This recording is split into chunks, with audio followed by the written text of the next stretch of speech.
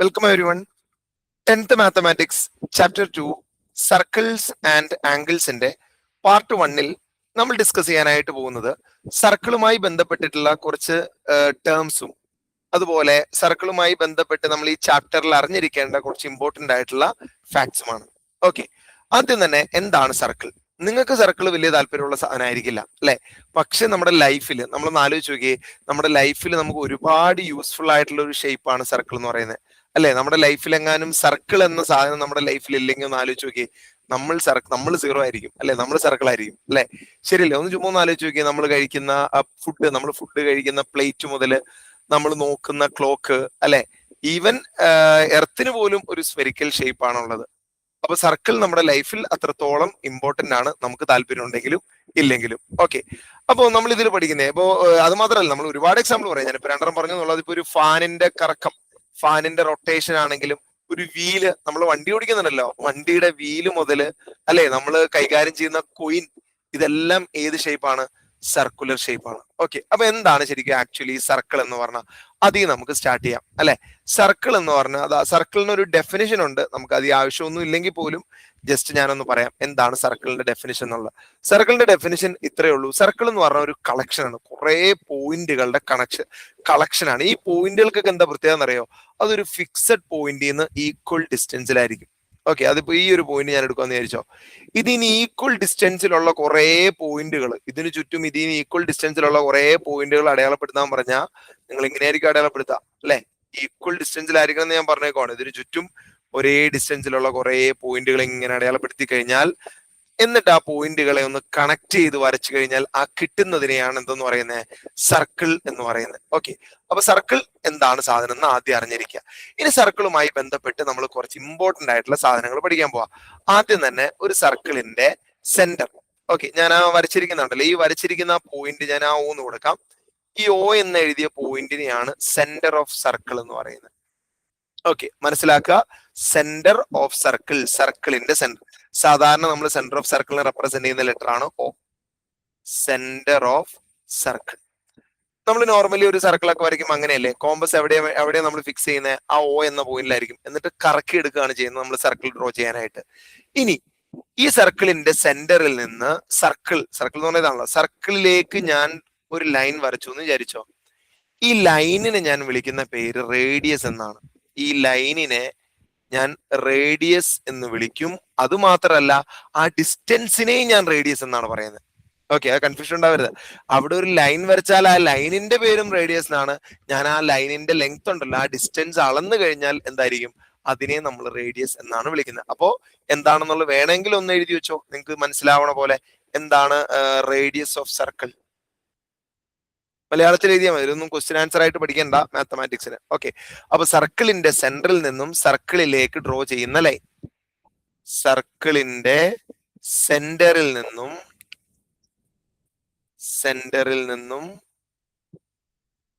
സർക്കിളിലേക്ക് draw ചെയ്യുന്ന line, സർക്കിളിലേക്ക് draw ചെയ്യുന്ന ലൈനിനെയാണ് നമ്മൾ റേഡിയസ് എന്ന് പറയുന്നത്.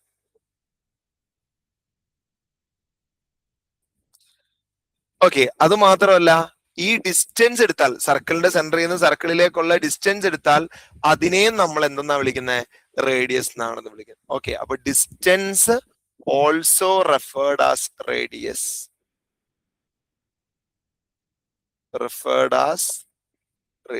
ഈ ഡിസ്റ്റൻസിനെയും നമ്മൾ വിളിക്കുന്നത് റേഡിയസ് എന്നാണ്. അപ്പൊ രണ്ട് കാര്യങ്ങൾ മനസ്സിലാക്കി അല്ലെ? ഇനി നമുക്ക് മുന്നോട്ട് പോവാം. ഇനി ഇതുപോലെ സർക്കിളില് അടുത്തതായിട്ട് അറിയേണ്ട ഒരു സാധനമാണ് കോഡ്.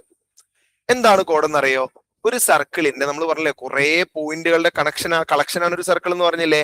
അതിൽ ഏതെങ്കിലും രണ്ട് പോയിന്റ് കണക്ട് ചെയ്ത് ഞാനൊരു ലൈൻ വരച്ചു എന്ന് വിചാരിച്ചതാ. ഏതെങ്കിലും രണ്ട് പോയിന്റ് കണക്ട് ചെയ്തിട്ട് ഇതുപോലെ ഒരു ലൈൻ വരച്ചു. ഈ ലൈനിനെയൊക്കെ വിളിക്കുന്നത് കോഡാണ്. ഇതിനെയാണ് നമ്മൾ കോഡ് എന്ന് വിളിക്കുന്നത്. CHORD. ഇനി ഇവിടെ മാത്രമല്ല കേട്ടോ, എവിടെ വരച്ചാലും കോഡാണ്. എനിക്ക് വേണത് എവിടെ വരയ്ക്കാം, ഇത് കോഡാണ്.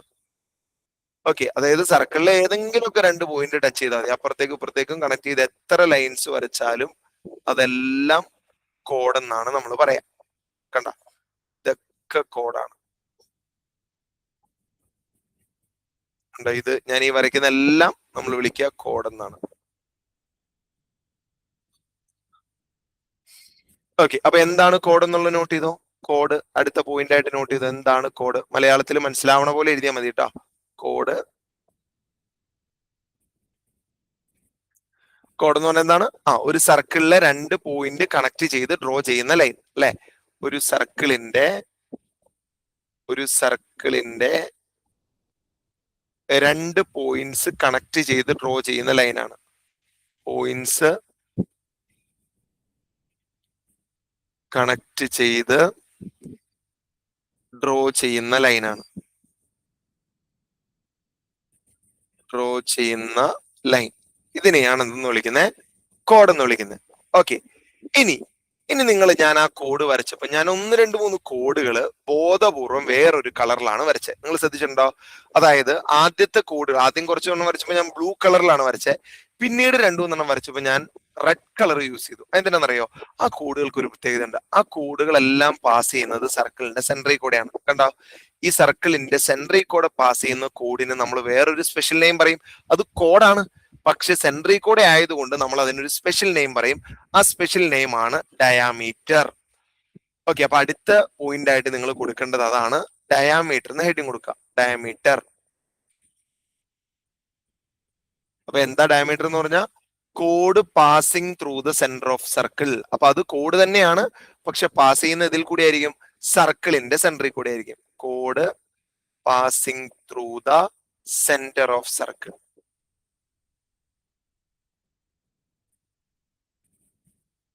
ഇനി ആ ഡിസ്റ്റൻസ്, ആ സർക്കിളിന്റെ സെന്ററിൽ കൂടെ പാസ് ചെയ്യുന്ന ലൈനിനെ നമ്മൾ എന്തെന്നാ വിളിക്കുന്നത്? ഡയാമീറ്റർ എന്നാണ് വിളിക്കുന്നത്. ആ ഡിസ്റ്റൻസിനെയും നമ്മൾ വിളിക്കുന്നത് എന്തെന്നാണ്?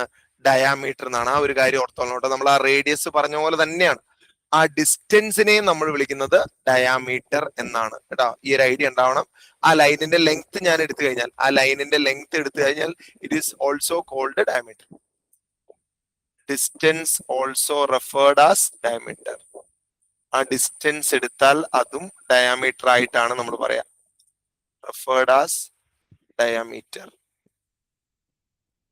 ഇപ്പൊ ഡയമീറ്റർ 4 സെന്റിമീറ്റർ എന്ന് പറഞ്ഞാൽ എന്താ അതിന്റെ അർത്ഥം? ഡയമീറ്ററിന്റെ ലെങ്ത് 4 സെന്റിമീറ്റർ എന്നാണ് അർത്ഥം. ഓക്കെ, ഇനി അപ്പൊ നമ്മൾ അടുത്ത പോയിന്റും പഠിച്ചു അല്ലെ. ഇപ്പൊ എന്തൊക്കെ നമ്മൾ പറഞ്ഞു? സർക്കിൾ എന്താണെന്ന് പറഞ്ഞു, കോഡ് എന്താണെന്ന് പറഞ്ഞു, ഡയാമീറ്റർ എന്താണെന്ന് പറഞ്ഞു. ഇനി നമ്മൾ ഇതിനകത്ത് ഇതൊക്കെ ഓൾറെഡി നിങ്ങൾക്ക് കുറെ അറിയാവുന്ന ഒരു ഐഡിയ ആയിരിക്കും. ഇനി 1, 2, 3 ഐഡിയ ഉണ്ട് ശരിക്കും മനസ്സിലാക്കേണ്ട, ഈ ചാപ്റ്ററിലേക്ക് വേണ്ടിയിട്ട് മനസ്സിലാക്കേണ്ട ഐഡിയ.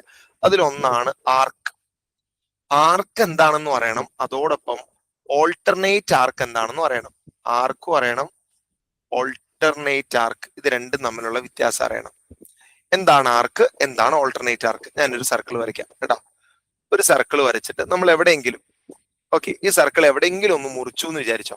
ഞാനിപ്പോ ഇവിടെ നിന്ന് ഈ സർക്കിളിനെ അങ്ങ് മുറിച്ചു. ഓക്കെ, ഇവിടെ നിന്ന് ഈ സർക്കിളിനെ അങ്ങ് മുറിച്ചു. അപ്പൊ എനിക്ക് കിട്ടുന്ന ഈ ഒരു പോർഷൻ ഉണ്ടല്ലോ, ഞാൻ ഈ ഷെയ്ഡ് ചെയ്യാവേ, ആ ഗ്രീൻ കളറിൽ മാർക്ക് ചെയ്തിരിക്കുന്നില്ലേ, ഇതിനെ വിളിക്കുന്ന പേരാണ് ആർക്ക്. ബെസ്റ്റ് എക്സാമ്പിൾ, ഇപ്പൊ പെമ്പിള്ളേരാണ് കയ്യിൽ വളയൊക്കെ പൊട്ടിക്കഴിയില്ലേ, പൊട്ടിക്കഴിഞ്ഞ് നിലത്ത് ചാടുമ്പോ കിട്ടുന്ന പീസ് ഉണ്ടല്ലോ, ഇറ്റ്സ് കോൾഡ് ആർക്ക്. ഓക്കെ, അപ്പൊ അങ്ങനെ കിട്ടുന്ന പീസാണ്, അതായത് ഒരു സർക്കിൾ മുറിച്ച് കിട്ടുന്ന പീസിനെ നമ്മൾ വിളിക്കുന്ന പേരാണ് എന്ത്? ആർക്ക്. അപ്പോൾ നമുക്ക് എന്ത് പറയാം? ആർക്കിനെ നമ്മൾ നോർമലി റെപ്രസെന്റ് ചെയ്യുന്ന 3 ലെറ്റർ ഉപയോഗിച്ചിട്ടാണ്. ABC എന്ന് എഴുതിയിരിക്കുന്ന സാധനം എന്താണ്? ആർക്കാണ്. ABC is an arc. ഇങ്ങനെ എവിടെ വേണമെങ്കിലും ആർക്ക് എടുക്കാം. ഇപ്പൊ എനിക്ക് വേണമെങ്കിൽ എന്ത് ചെയ്യാം? ഇവിടെ ഒരു ആർക്ക് എടുക്കാം, ഇങ്ങനെ ഒരു ആർക്ക് എടുക്കാം, ഒരു ആർക്ക് എടുത്തൂടെ? എന്നിട്ട് എന്ത് കൊടുക്കാം? AED എന്ന് എടുത്തേക്കുന്ന ഒരു ആർക്കാണ്. ഇനി വേണമെങ്കിൽ എനിക്ക് ഇത് ഇവിടെ ഒരെണ്ണം എടുക്കാം, ഇങ്ങനെ ഒരു ആർക്ക് എടുക്കാം, ഇതൊരു ആർക്കായിട്ട് എടുക്കാം. DFG ഇതൊരു ആർക്കാണ്.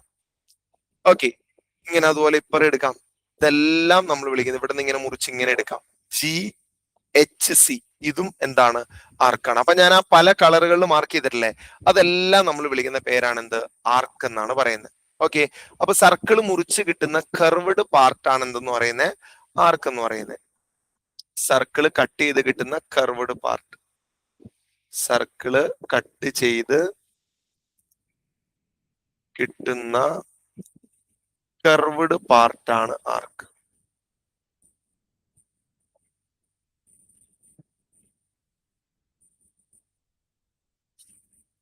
ഓക്കെ, അപ്പൊ നമുക്ക് ആർക്ക് എന്നാന്ന് മനസ്സിലായി.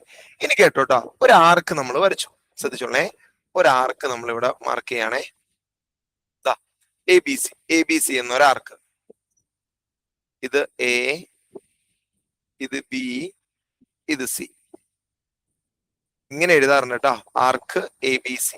ഇങ്ങനെ കാണിച്ചാൽ ആർക്ക് തന്നെയാണ്. 3 ലെറ്റർ ഉപയോഗിച്ച് ഇങ്ങനെ കാണിച്ചാൽ മതി. ആർക്ക് എ ബി സി എന്ന് പറയണതും ഇങ്ങനെ വരയ്ക്കുന്നതും ഒരുപോലെയാണ്. ആർക്ക് എ ബി സി ഉണ്ടെന്ന് വിചാരിച്ചോ. ഈ ആർക്കിനെ ഞാൻ മറച്ചു വെച്ചു. ഓക്കെ, ഈ ആർക്കിനെ ഞാൻ മറച്ചു വെച്ചിട്ട് ഈ ബാക്കിയുള്ളത് കംപ്ലീറ്റ് ഞാൻ നോക്കി. അതേതായിരിക്കും? ആ ആർക്ക് ഒഴികെ ബാക്കിയുള്ളത്. കണ്ട, നമ്മൾ എടുത്ത ആർക്ക് ഒഴികെ ബാക്കിയുള്ളതിനെ വിളിക്കുന്ന പേരെന്താണെന്നറിയോ? Complementary arc. എ ബി സിയുടെ കോംപ്ലിമെന്ററി ആർക്ക് എന്നാണ് വിളിക്കുന്നത്. ഓക്കെ, അല്ലെങ്കിൽ ഓൾട്ടർനേറ്റ് ആർക്ക് എന്നും പറയാറുണ്ട്. അപ്പൊ എന്താ ഓൾട്ടർനേറ്റ് ആർക്ക് എന്ന് പറഞ്ഞാൽ, നമ്മളൊരു ആർക്ക് എടുത്തിട്ട് ഒരു ആർക്ക് കൺസിഡർ ചെയ്താൽ, ഇപ്പൊ എ ബി സിയുടെ ഇങ്ങനെ തന്നെ എഴുതിക്കോ, എ ബി സിയുടെ ഓൾട്ടർനേറ്റ് ആർക്ക് എന്ന് പറയുന്നത്, എ ബി സിയുടെ ഓൾട്ടർനേറ്റ് ആർക്ക് എന്നാൽ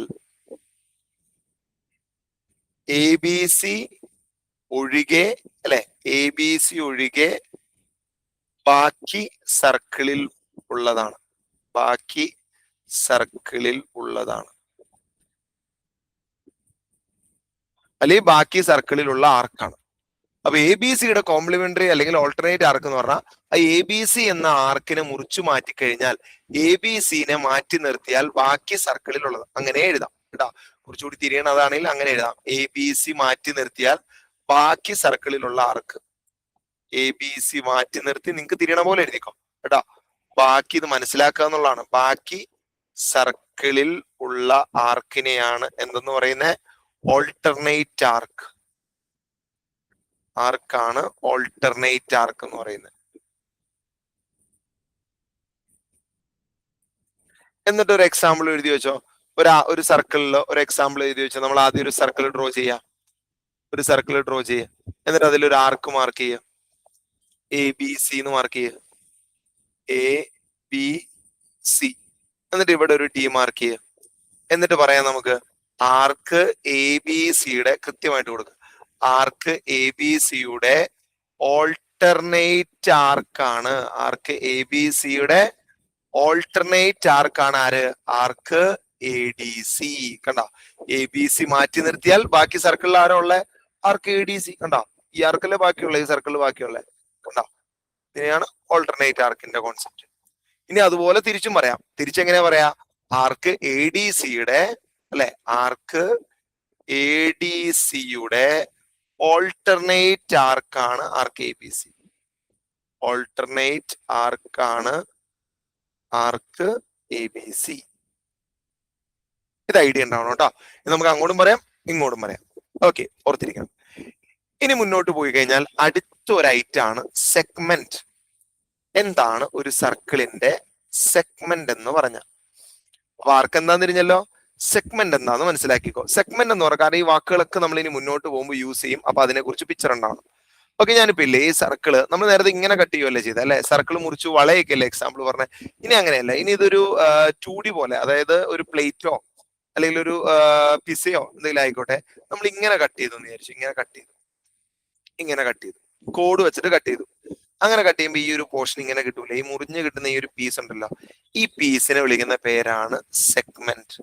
അതായത് ഒരു കോഡും ഒരു ആർക്കും ചേർന്നുണ്ടാക്കുന്ന ഈ ഒരു ഷേപ്പാണ് സെഗ്മെന്റ്. ഓക്കെ, ഇതുപോലെ തന്നെ എവിടെ വേണമെങ്കിലും വരയ്ക്കാം, അല്ലെ? എവിടെ വേണമെങ്കിലും നമുക്ക് വരയ്ക്കാം. അപ്പൊ കോഡും ആർക്കും മേക്ക് ചെയ്യുന്ന റീജിയൻ വേണേ ഓരോടെ വരച്ചോ. കേട്ടോ, ഒരു കോഡും ആർക്കും മേക്ക് ചെയ്യുന്ന റീജിയൻ ആണ് സെഗ്മെന്റ്. ഇതും സെഗ്മെന്റ് ആണ്. സെഗ്മെന്റ്. അപ്പൊ എന്താ സെഗ്മെന്റ് എന്ന് പറഞ്ഞാൽ? സെഗ്മെന്റ് എന്ന് പറഞ്ഞാൽ കോഡ് ആൻഡ് ആർക്ക്, അല്ലെ? കോഡ് ആൻഡ് ആർക്ക് മേക്ക് ചെയ്യുന്ന റീജിയൻ ആണ് സെഗ്മെന്റ്. മേക്ക് ചെയ്യുന്ന റീജിയൻ ആണ് സെഗ്മെന്റ്. മനസ്സിലാവണ പോലെ എഴുതി വെച്ചോളൂ കേട്ടോ നോട്ട്ബുക്കില്. കോഡും ആർക്കും ജോയിൻ ചെയ്ത് കിട്ടുന്ന പോർഷൻ. ഓക്കെ, അപ്പൊ സെഗ്മെന്റ് എന്താണെന്ന് തിരിഞ്ഞല്ലോ. ഇനി ഒരു കാര്യം കൂടെ ഉണ്ട്. ഈ കോഡ് എന്ന് പറയുന്ന സാധനം ഡയാമീറ്റർ ആണെന്ന് വിചാരിച്ചോ.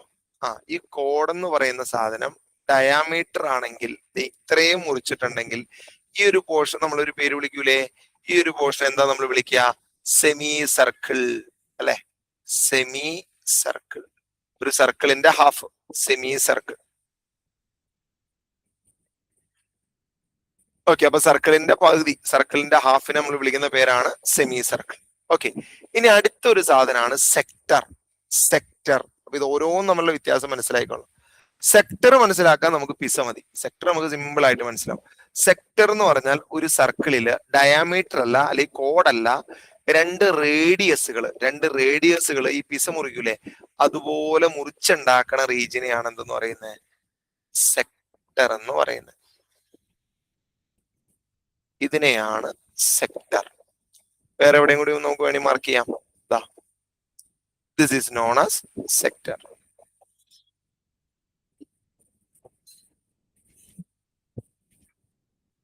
ഓക്കെ, അപ്പൊ എന്താ സെക്ടർ എന്ന് പറഞ്ഞാൽ region made by arc and two radii. Plural ആണ് കേട്ടോ, റേഡിയസിന്റെ പ്ലൂറൽ ആണ് radii. Region made by arc, ഒരാർക്ക്, ആൻഡ് അതുപോലെ രണ്ട് റേഡിയൈ അല്ലെങ്കിൽ റേഡിയസുകൾ അല്ലെ, ടു റേഡിയൈ ചേർന്നുണ്ടാക്കണ റീജിയനെയാണ് നമ്മൾ സെക്ടർ എന്ന് പറയുന്നത്. അപ്പൊ സെക്ടർ എന്നാൽ ഇതാണ് ഐറ്റം എന്ന് മനസ്സിലാക്കിയേക്കാം. ഇനി അടുത്തതായിട്ട് നമ്മൾ പഠിക്കേണ്ട ഒരു സാധനമാണ് സെൻട്രൽ ആംഗിൾ. എന്താണ് ഒരു സർക്കിളിന്റെ സെൻട്രൽ ആംഗിൾ? സെൻട്രൽ ആംഗിൾ ശരിക്കും മനസ്സിലായിക്കൊള്ളണം. ഇതിനകത്ത് ഏറ്റവും ഇമ്പോർട്ടന്റ് ആയിട്ടുള്ള സാധനം എന്താണെന്ന് വെച്ചാൽ ഞാൻ സെൻട്രൽ ആംഗിൾ പറയും, കാരണം അത്ര ഇമ്പോർട്ടന്റ് ആണ്. ശരിക്കും മനസ്സിലാക്കിക്കൊള്ളാം, കാരണം ഇത് വെച്ചിട്ടാണ് നമ്മുടെ ചാപ്റ്റർ മുന്നോട്ട് പോകുന്നത് കേട്ടോ. സെൻട്രൽ ആംഗിൾ മനസ്സിലാക്കാൻ വേണ്ടി നമ്മൾക്ക് ഒരു സർക്കിൾ എടുത്തു, ശ്രദ്ധിച്ചോളേ, സർക്കിൾ എടുത്തു. എപ്പോഴും ഒരു ആർക്കിനാണ് നമ്മൾ സെൻട്രൽ ആംഗിൾ എടുക്കുന്നത്.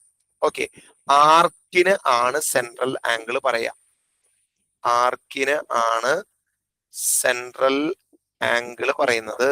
അങ്ങനെയൊക്കെ നോട്ട് ചെയ്ത് വെച്ചാൽ നിങ്ങൾക്ക് മനസ്സിലാവണ പോലെ സെൻട്രൽ ആംഗിൾ എടുക്കുന്നത്. ഇനി എങ്ങനെ എടുക്കുന്നതെന്ന് അറിയോ?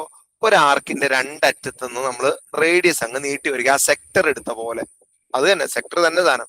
ഒരു ആർക്കിന്റെ രണ്ട് അറ്റത്തുനിന്ന് സെന്ററിലേക്ക് കണക്ട് ചെയ്യുമ്പോൾ അവിടെ മേക്ക് ചെയ്യുന്ന ഈ ഒരു ആംഗിൾ ഉണ്ടല്ലോ, ഈ ഒരു ആംഗിളിനെ വിളിക്കുന്ന പേരാണ് സെൻട്രൽ ആംഗിൾ. ഞാനിപ്പോ തൽക്കാലം മനസ്സിലാക്കാൻ സി എന്ന് കൊടുക്കുകയാണ്. ഓക്കെ, അപ്പൊ എങ്ങനെ എഴുതാം? Angle made by an arc at it centre എന്നാണ് അതിന്റെ ഡെഫിനിഷൻ കേട്ടാ. Angle made by an arc, angle made by an arc at it centre. Okay, ഒരു സർക്കിളിന്റെ സെൻട്രൽ ആംഗിൾ എന്ന് പറഞ്ഞാൽ ഇപ്പൊ ഒരു എക്സാമ്പിൾ പറയുകയാണെങ്കിൽ A X B, angle arc A X ബിയുടെ സെൻട്രൽ ആംഗിൾ ആണ് angle C. Arc A X ബിയുടെ സെൻട്രൽ ആംഗിൾ എടുക്കാൻ പറഞ്ഞാൽ അതിന്റെ രണ്ടറ്റത്തൊന്നും സെന്ററിലേക്ക് യോജിപ്പിക്കണം കേട്ടോ. സെൻട്രൽ ആംഗിൾ ആണ് ആംഗിൾ സി. ഇതിനകത്ത് ഒരു പ്രശ്നം വരുന്നത് പലപ്പോഴും സെൻട്രൽ ആംഗിൾ കൺഫ്യൂസ്ഡ് ആവാറുണ്ട് കുട്ടികൾ. അതുകൊണ്ട് ശരിക്കും മനസ്സിലായിക്കൊള്ളണം, സർക്കിളിന്റെ സെന്ററിലേക്ക് കണക്ട് ചെയ്യുന്നത് മാത്രമേ സെൻട്രൽ ആംഗിൾ ആവുള്ളൂ കേട്ടോ. അല്ലെങ്കിൽ പിന്നെ വെറുതെ ഒരു ആംഗിൾ കണ്ടു എന്ന് വിചാരിച്ച്, ഒരു ആർക്കിന്റെ രണ്ടത്തുനിന്ന് ഒരു ആംഗിൾ കണ്ടു എന്ന് വിചാരിച്ച് നിങ്ങൾ അത് സെൻട്രൽ ആംഗിൾ ആയിട്ട് എടുക്കരുത്. നമ്മൾ ഉറപ്പിച്ചോളണം അത് സർക്കിളിന്റെ സെന്റർ ആണോ സെന്ററിലേക്കാണോ കണക്ട് ചെയ്തേക്കുന്നത്. അങ്ങനെയാണെങ്കിൽ മാത്രമാണ് അത് എന്തായി മാറുള്ളൂ, സെൻട്രൽ ആംഗിൾ ആയിട്ട് മാറുള്ളൂ. ഓക്കെ ആണല്ലോ. ഇനി ഇതുപോലെ തന്നെ ഇതിന് ഇപ്പോഴത്തെ ഒരു ആർക്ക്, ഇനി ഈ ആർക്കിന് കൊടുക്കാലോ അല്ലെ. ഈ ആർക്കിന് നമുക്ക് വേണമെങ്കിൽ കൊടുക്കാം. താഴെയുള്ള ആർക്കില്ലേ എ, ഓൾട്ടർനേറ്റ് ആർക്ക് അല്ലെങ്കിൽ കോംപ്ലിമെന്ററി ആർക്ക് നമ്മൾ പറഞ്ഞില്ലേ, alternate arc A Y B. Angle A Y ബിയുടെ സെൻട്രൽ ആംഗിൾ ആണ് ഏത്, ഇതായി മാർക്ക് ചെയ്തേക്കുന്നത് ഉണ്ടാ. ഇനി സി ഡാഷ് എന്ന് വല്ലതും കൊടുക്കാം. ഓക്കെ, അത് സി എന്ന് കൊടുത്തോണ്ട് സി ഡാഷ് എന്ന് കൊടുക്കും. അതും വേണി നോട്ട് ചെയ്തോ. ആർക്ക് എ വൈ ബിയുടെ സെൻട്രൽ ആംഗിൾ ആണ് C dash. Arc A Y ബിയുടെ സെൻട്രൽ ആംഗിൾ ആണ് സി ഡാഷ്. സെൻട്രൽ ആംഗിൾ ആണ് സി ഡാഷ്. ഇനി ഒരു കാര്യം കൂടി നിങ്ങൾ പഠിച്ചോ, ഈ സിയും സി ഡാഷും കൂട്ടി എത്രയായിരിക്കും? 360 ഡിഗ്രി ആയിരിക്കും അല്ലെ. ഫുൾ ആംഗിൾ അല്ലേ, ഫുൾ കറങ്ങി വരുമ്പോ എത്രയായിരിക്കും? ഫുൾ ഡിഗ്രി, ഫുൾ ആംഗിൾ കറങ്ങി വരുമ്പോൾ ഒരു വട്ടത്തിൽ മൊത്തം ആംഗിൾ കറങ്ങുമ്പോൾ എത്രയായിരിക്കും? 360 ഡിഗ്രി അല്ലെ. അപ്പൊ ഇതിന്റെ സം എന്ന് പറയുന്നത്, അതും കൂടെ ഒന്ന് അറിഞ്ഞിരുന്നോ, നല്ലതാണ്. കാരണം നമുക്ക് ഇനി ആവശ്യം വരും. സിയുടെയും സി ഡാഷിന്റെയും സം എന്ന് പറയുന്നത് എത്ര ഡിഗ്രി ആയിരിക്കും? 360 ഡിഗ്രി ആയിരിക്കും.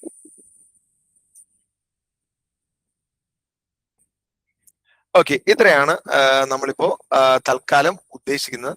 ഇനി ബാക്കി സർക്കിളുമായി ബന്ധപ്പെട്ടിട്ടുള്ള കൂടുതൽ ഐഡിയയും കാര്യങ്ങളൊക്കെ നമ്മൾ വരും ക്ലാസ്സിൽ ഡിസ്കസ് ചെയ്യും. അപ്പൊ ഇന്ന് എന്തൊക്കെയാ നമ്മൾ പഠിച്ചതെന്ന് ഒന്നുകൂടി ഒന്ന് റീകോൾ ചെയ്തേ. എന്തൊക്കെയാ പഠിച്ചേ? നമ്മൾ ആദ്യം എന്താണ് സർക്കിൾ എന്ന് പറഞ്ഞു അല്ലെ, സർക്കിളിന്റെ റേഡിയസ് എന്താണെന്ന് പറഞ്ഞു, അതുപോലെ സർക്കിളിന്റെ ഡയമീറ്റർ, സർക്കിളിന്റെ കോഡ്, സർക്കിളിന്റെ ഡയമീറ്റർ, അവിടുന്ന് എന്താണ് ആർക്ക്, എന്താണ് ഓൾട്ടർനേറ്റ് ആർക്ക്, അതുപോലെ സർക്കിളിന്റെ സെഗ്മെന്റ്, സർക്കിളിൽ ഒരു സെഗ്മെന്റ് മാർക്ക് ചെയ്യേണ്ടത് എങ്ങനെയാണ്, സർക്കിളിൽ ഒരു സെക്ടർ കാണിക്കേണ്ടത് എങ്ങനെയാണ്, സെമി സർക്കിൾ എന്താണ്, അതുപോലെ എന്താണ് ഒരു സർക്കിളിന്റെ സെൻട്രൽ ആംഗിൾ. ഇത്ര ഐഡിയ ഓക്കെ ആക്കിയിട്ട് വേണം നമ്മൾ മുന്നോട്ട് ക്ലാസ് അറ്റൻഡ് ചെയ്യാനായിട്ട്. ഓക്കെ.